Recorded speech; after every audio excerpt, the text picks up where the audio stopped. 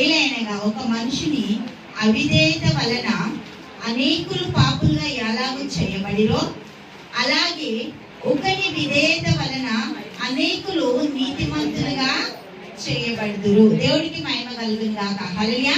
రోమీయులకు రాసిన పత్రిక 5వ అధ్యాయము 19వ వచనం. ఏలైనగా ఒక మనిషిని అవిధేయత వలన అనేకులు పాపులుగా ఎలాగ చేయబడిరో అలాగే ఒకరి విధేయత వలన అనేకులు నీతిమంతులుగా చేయబడుదురు.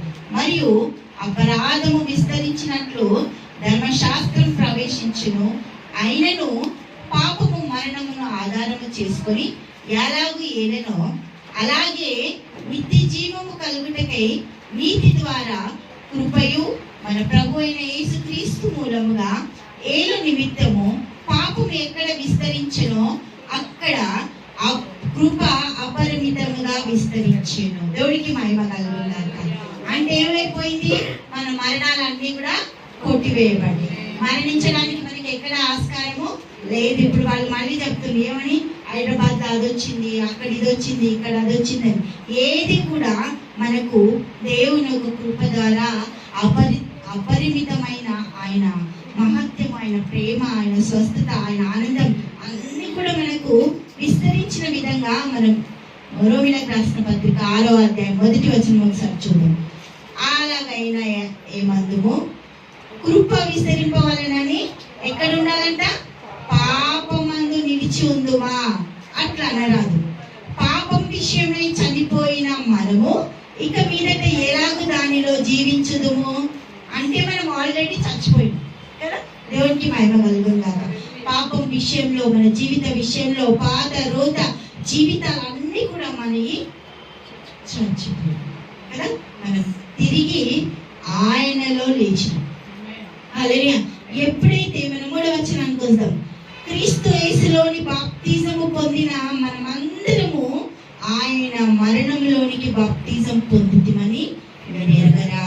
కాబట్టి తండ్రి మహిమ వలన క్రీస్తు మృతుల్లో నుండి ఎలాగూ లేపబడినో అలాగే మనమును నూతన జీవము పొందిన వారమై నడుచుకున్నట్లు మనము బాప్తిజము వలన మరణంలో పాలు పొందుటకై ఆయనతో కూడా పాతి పెట్టబడింది.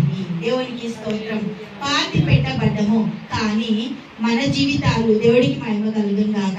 పాతి పెట్ట స్వభావాలన్నీ తవ్వుకుంటున్నాం, మళ్ళీ మళ్ళీ తవ్వుకుంటున్నాం. పాతి పెట్టబడ్డము, బాప్తిజం తీసుకున్నాం, తిరిగి లేచినాం, ఆయనలో బ్రతుకుతున్నాం. ఆయనలాగా బ్రతకాల్సిన మనము మనలాగానే బ్రతుకుతున్నాం. దేవునికి స్తోత్రం. మనలాగానే బ్రతుకుతున్నాం. మన పాత రోజు జీవితాన్ని మళ్ళీ రిపీట్ చేస్తున్నాం. దేవునికి మహిమ కలుగును గాక.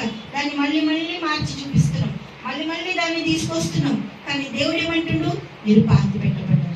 నూతన, దేవుడికి మహిమ కలుగును గాక, నూతన జీవము పొందిన వారమైనట్లు నడుచుకోవాలంట క్రీస్తులో. కానీ మనం ఏం చేస్తున్నాము? మన పాత రోజు జీవితాలు తీసుకొచ్చి ఆయన ఇచ్చిన స్వాతంత్రాన్ని పోగొట్టుకుంటున్నాం, ఆయన ఇచ్చిన సంతోషాన్ని పోగొట్టుకుంటున్నాం, ఆయన ఇచ్చిన సమస్తాన్ని మనం ఏం చేస్తున్నామంట? 5వ వచనం ఒకసారి చూద్దాం. మరియు ఆయన మరణం యొక్క సాదృశ్యమందు ఆయనతో ఐక్యము గలవారై ఉన్న ఎడల ఆయన పునరుత్థానం యొక్క సాదృశ్యమందును ఆయనతో ఐక్యత కలిగే వారమై ఉండును. ఏలైనగా మనమిద్దరూ పాపమునకు దాసులము కాకుండాటకు పాప శరీరము నిరర్ధకమగునట్లు మన ప్రాచీన స్వభావము ఆయనతో కూడా సిలువ వేయబడినని ఎరుగుదుము. దేవునికి మహిమ కలుగును గాక. ఏంటంట? హల్లెలూయా. 6వ వచనం మనం ఇక్కడ చూస్తే ఏమనగా మనం ఇంకా పాపమునకు దాసులు అవ్వద్దు అంటుండు. మనం అయిపోతున్నాం. ప్రతి చిన్న విషయానికి ఏదో ఒక టెంప్టేషన్ కి లోన్ అయిపోతున్నాం. కానీ దేవుడు ఏమంటుండు? ఏ దానికి మీరు లోన్ అవ్వడానికి వీల్లేదు. ఎందుకు? 5వ వచనానికి వెళ్దాం ఒకసారి. 6వ అధ్యాయము 5వ వచనం రోమీయులకు రాసిన పత్రిక. మరియు ఆయన మరణం యొక్క సాదృశ్యమందు ఆయనతో ఐక్యము గలవారమైన ఎడల ఆయన పునరుద్ధానం యొక్క సాదృశ్యం నందు ఆయనతో ఐక్యము గలవారమై ఉందుము. దేవునికి మహిమ కలుగును కాక. మన కనెక్షన్ మనుషులతో కాదు, అక్కతో కాదు, అమ్మతో కాదు, నాయనతో కాదు, చెల్లెలతో కాదు, ఎవరితో కాదు. ఆయనతో కనెక్షన్ కనెక్షన్లో మనం కనెక్షన్ అయినప్పుడు ఆయన ఐక్యత అంట మన ఒక జీవితాలలోనికి దేవునికి మహిమ కలుగుగాక. హల్లెలూయా. మన జీవితాలలోనికి పనిచేస్తుంది. ఆయన ఐక్యతలో మనము సమస్తాన్ని మనం పొందుకోవచ్చు. దేవునికి మహిమ కలుగుగాక.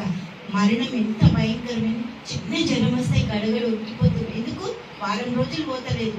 వారం రోజులు మందులు అవి ఎన్ని వేసుకున్నా కూడా ఎంత భయాలు. కానీ దేవుడు ఏమంటాడు? మరణం కొట్టివేయబడ్డది. మరణమే లేదు అసలు. నూతన జీవితంలో నూతన స్వభావాలుగా నూతన క్రియలు మీరు చెయ్యాలి. నూతన క్రియలతో మన జీవితాలు కట్టుకోవాలి. దేవునికి స్తోత్రం. హల్లెలూయా. ఏమనగా మనము ఏమంటుండో, మనం ఇంకనూ పాపములకు దాసులము కాకుండాకు పాప శరీరము నిరర్ధకమగునట్లు మన ప్రాచీన స్వభావమును దాచిపెట్టుకుందాం కదా. అన్ని అలవాట్లు అట్లే పెట్టుకుందాం. ఏమంటుంది ఇక్కడ? అన్ని అలవాట్లు మీరు అట్లే పెట్టుకోండి, ఏ ఒక్కటి కూడా తీయొద్దు కదా. మన ప్రాచీన స్వభావము ఆయనతో కూడా దేవునికి స్తోత్రం. హల్లెలూయా. ఏం చేశారంట? సిలువ వేయబడినని ఎరుగుదుము. చనిపోయిన వాడు పాప విముక్తుడని తీర్పు పొంది ఉన్నాడు కనుక మనకి తీర్పు లేదు కదా. మన పాప తీర్పు ఎవరి మీద పడ్డది? క్రీస్తు మీద పడ్డది. మనకి తీర్పు ఎక్కడ కూడా లేదు. దేవునికి మహిమ కలుగును గాక. ఏ స్వభావం మనం ధరించుకోవాలి? చనిపోయిన వాడు పాప విముక్తుడు అయి ఉన్నాడంట. మన పాపాన్ని విముక్తి అయిపోయింది. దేవునికి మహిమ కలుగును గాక. క్రీస్తులో మన జీవితాలు ఎంత చక్కగా ఆయన తీర్చిదిద్ది. 8వ వచనం చూద్దాం. మనము క్రీస్తుతో కూడా చనిపో